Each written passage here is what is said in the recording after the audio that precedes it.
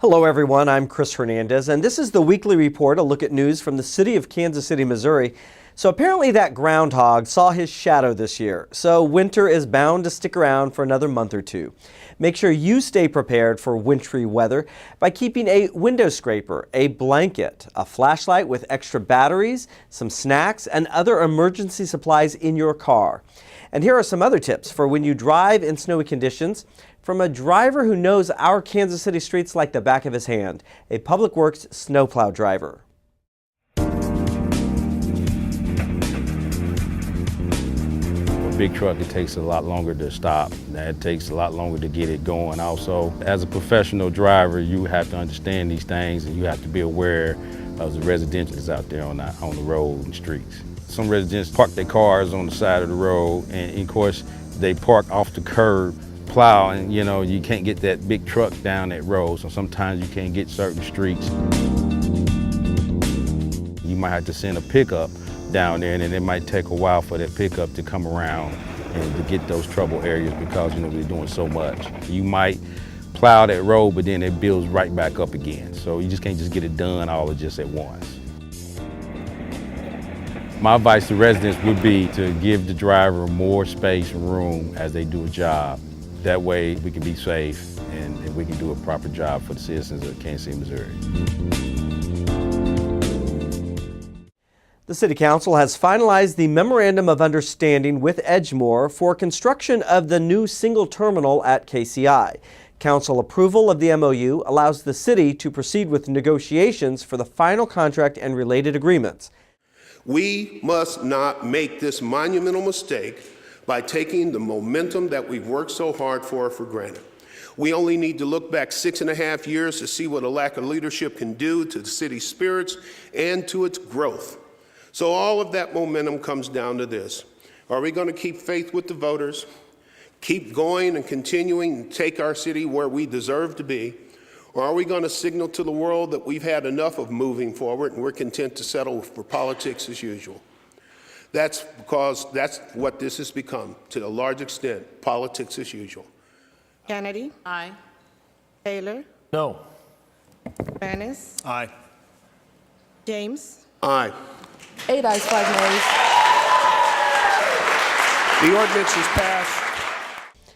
The annual Planet Comic-Con convention is back at Bartle Hall, so you'll see a lot of stuff happening downtown. This is the area's largest comic book and pop culture expo. It takes place February 16th through the 18th. Along with snagging autographs from your favorite stars, you can rub shoulders with lots of cosplay-clad attendees. Just your average, normal, everyday convention visitors from places like Tatooine, Krypton, and various other star systems. For ticket information and more, check out planetcomiccon.com. And now here's some more transmissions from your city departments.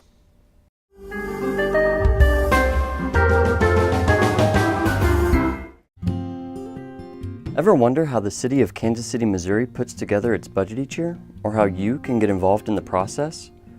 Before the budgeting process even begins, City Council members collaborate at an annual meeting to re-examine and amend the city's goals and priorities, which are outlined in KCMO's citywide business plan.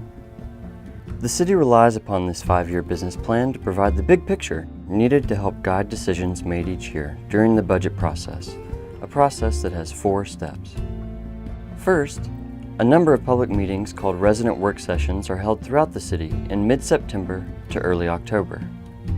The city's budget office uses these meetings to not only educate those interested in the budgeting process, but also to give residents an opportunity to tell their elected officials what city services are most important to them. Next, city departments create and submit their own desired budgets to city management and the finance staff.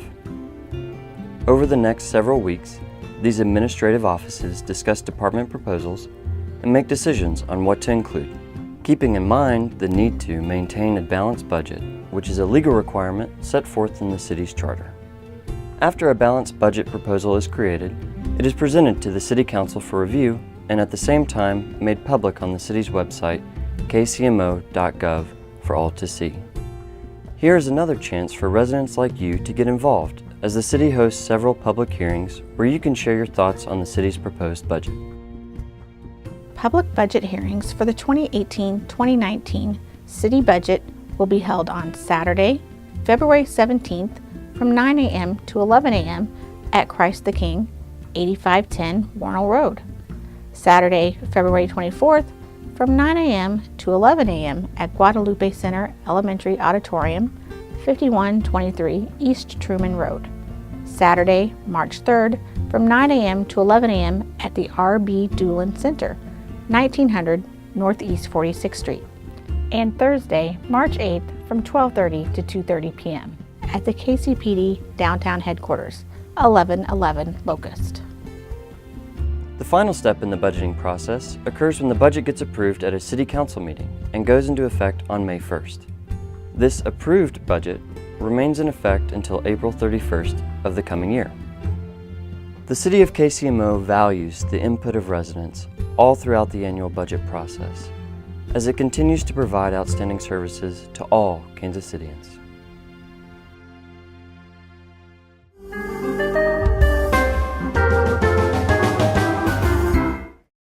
Love is in the air, and if you are looking for a way to show your commitment to that special someone, you can lock your love to the old Red Bridge in Minor Park on the weekends both before and after Valentine's Day.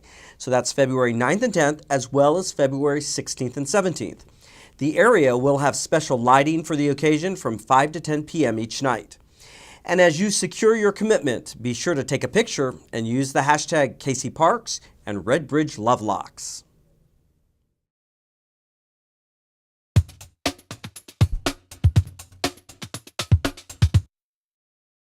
Hi, I'm Audrey with the Kansas City Convention Entertainment Facilities, bringing you news on upcoming shows and events at your city facilities. The O'Reilly Auto Parts World of Wheels returns to Bartle Hall February 9th through 11th for a big weekend of fun and activities. World of Wheels is a leader in indoor custom car show production and produces one of the largest auto show series in the business. Tickets are $18 at the gate and may be purchased for $16 at an O'Reilly's Auto Parts store. Visit autorama.com for more information.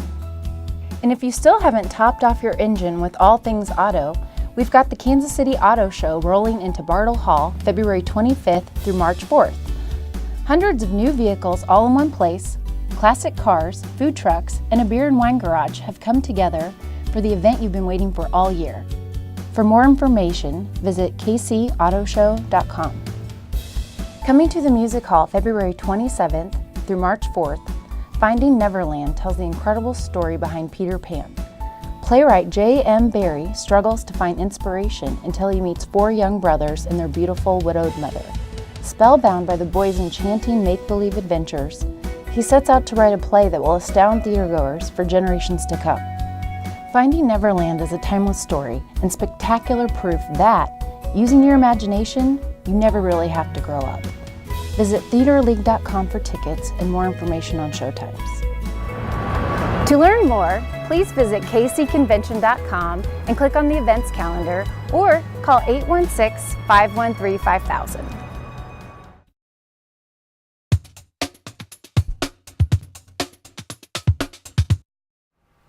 The Black Repertory Theater is one of Kansas City's newest theater companies, and its second season kicks off with a production that is supported by the Neighborhood Tourist Development Fund.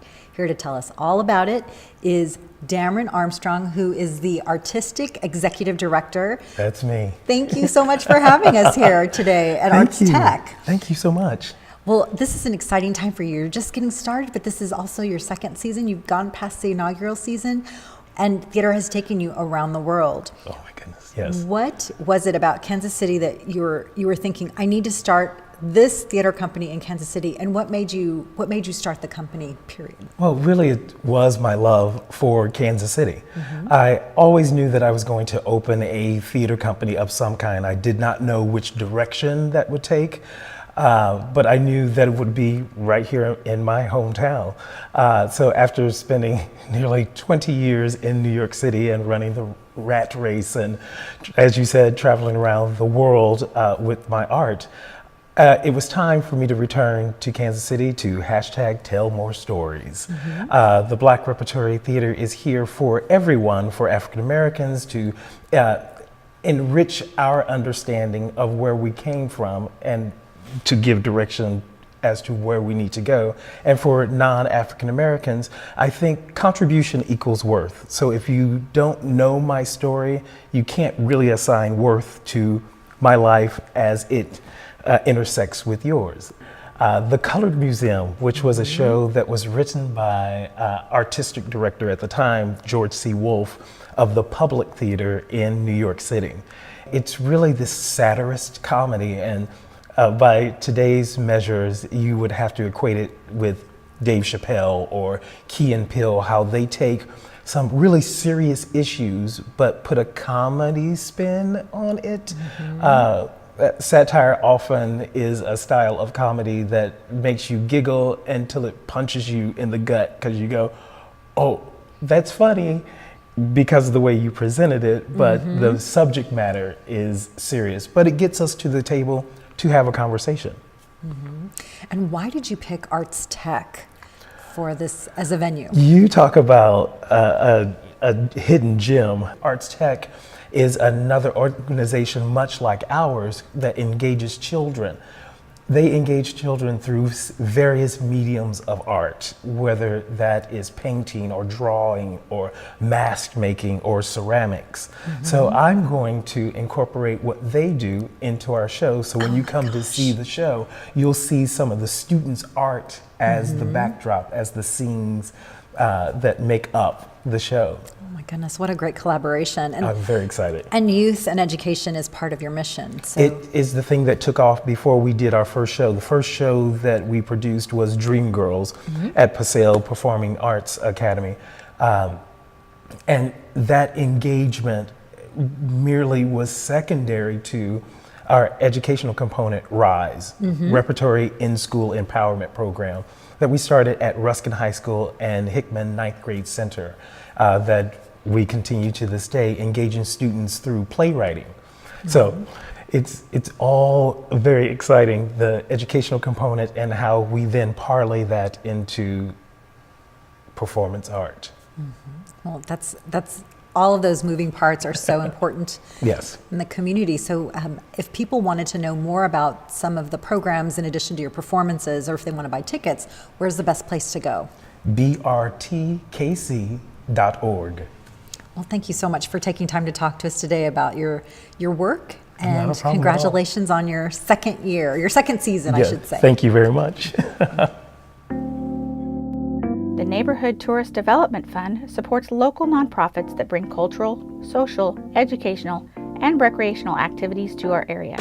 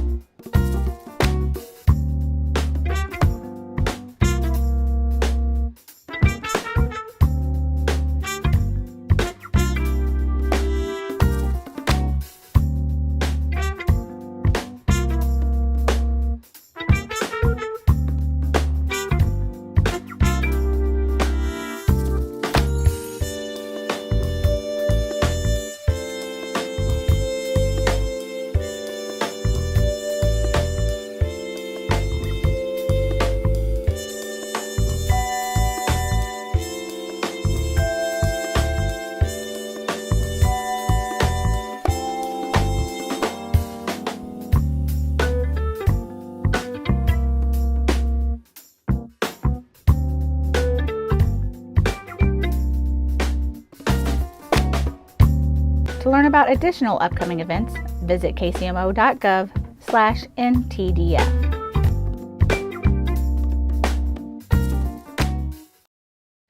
In recognition of President's Day on February 19th, city offices and the 311 Center will be closed that Monday in observance of the holiday. Trash pickup shifts to the holiday schedule, which means one day later than usual.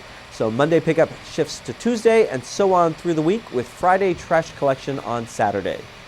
And that does it for this edition of the Weekly Report. To view this program again or other Channel 2 videos, go to kcmo.gov/Channel 2. That page has a link to our YouTube channel where you can view all of our programs on demand.